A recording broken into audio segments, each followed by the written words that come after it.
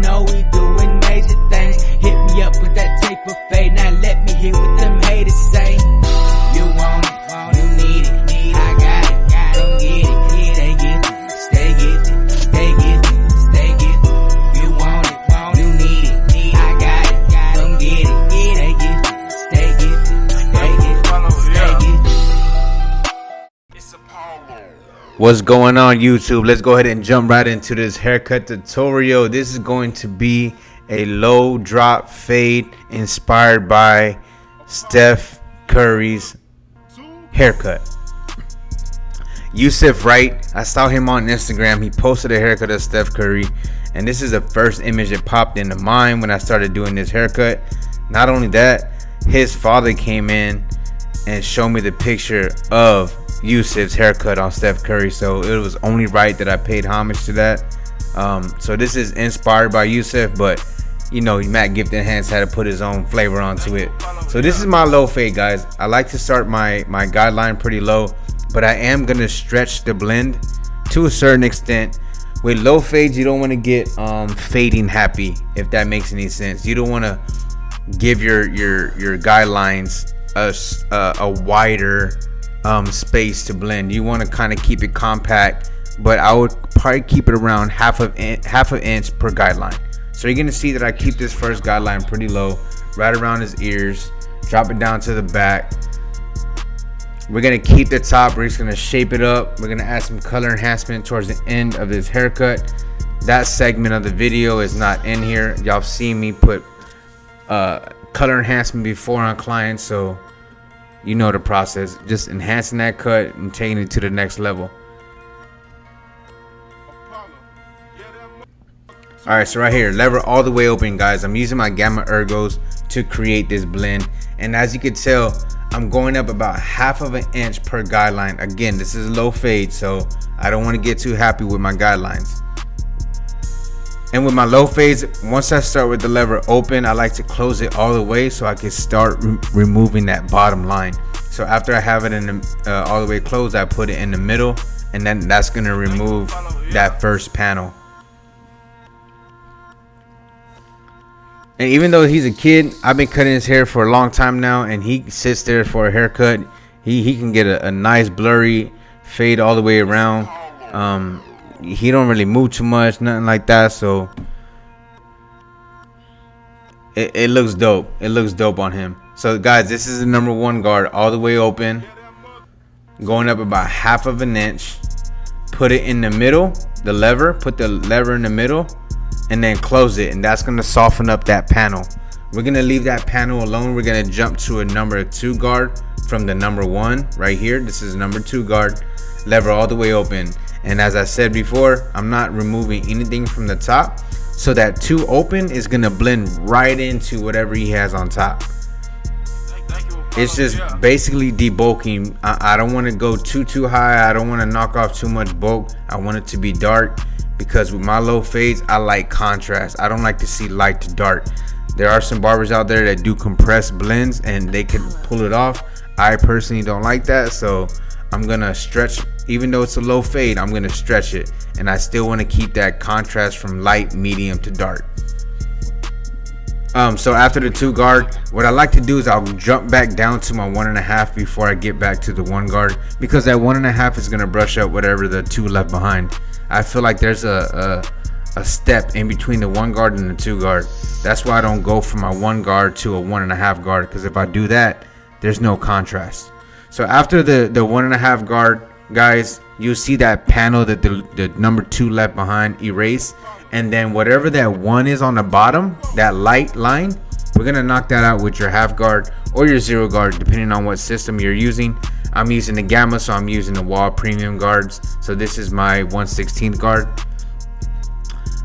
Same thing as a half guard, but lever all the way open, right? And how I cut with my finger on that guard or on that blade, to me, I feel like I have more control. It's nothing to it. It's not like a hidden secret. I just feel like you have more control over that guard and blade, and it kind of helps with the cutting for some reason. So it's just something, you know, try it out, you know. So after the lever all the way open, you put it in the middle and then close it, and that's gonna mostly remove all that number one guideline left behind. And then what you can do is you could do a lot of corner work. Being that this is a low fade, you want to make sure you use a lot of corners. You don't want to create yourself another guideline or another line that you can't get out. And you do not want to raise your blend. So that was the lever all the way open, put it in the middle, and then closed it on the back side. You could tell with that half guard open, I saw that I created another line. But that's okay, because me cutting hair for so long, I kind of have an idea that I can remove that line. And I came back with the one guard, brushed that hair down. And again, I'm not raising my blend. I'm just making sure I knock that panel out before I move on.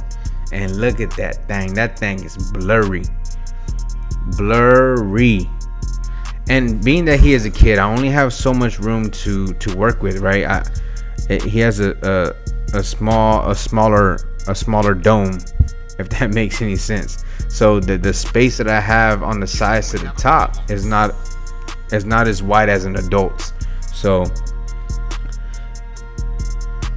I want to make sure I keep a low fade, but a stretched one at that. And y'all know me by now. If y'all been rocking with my channel, you know I don't like the compressed blends. So I kind of have a technique that I use, whether it's a low fade, a medium fade, or a high fade.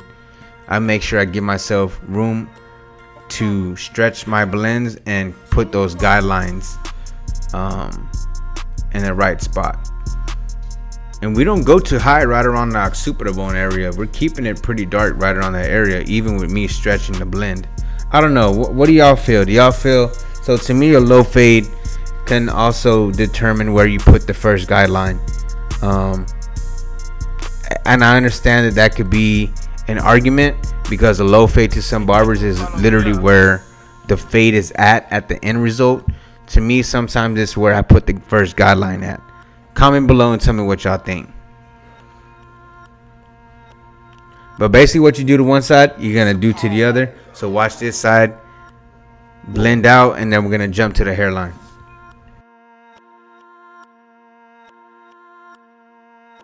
Apollo, yeah, that mother too cold.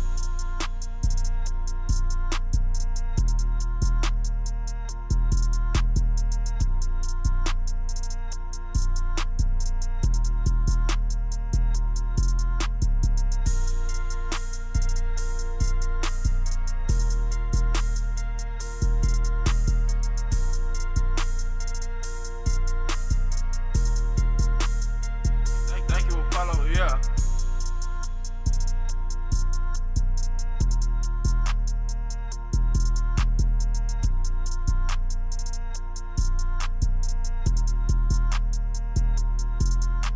Apollo.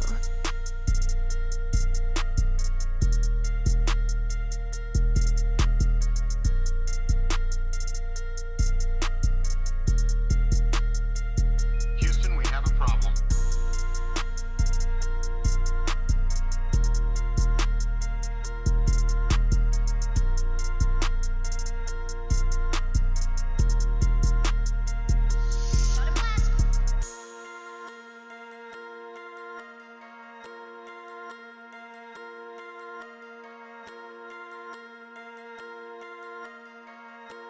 Apollo, yeah, that mother too cold.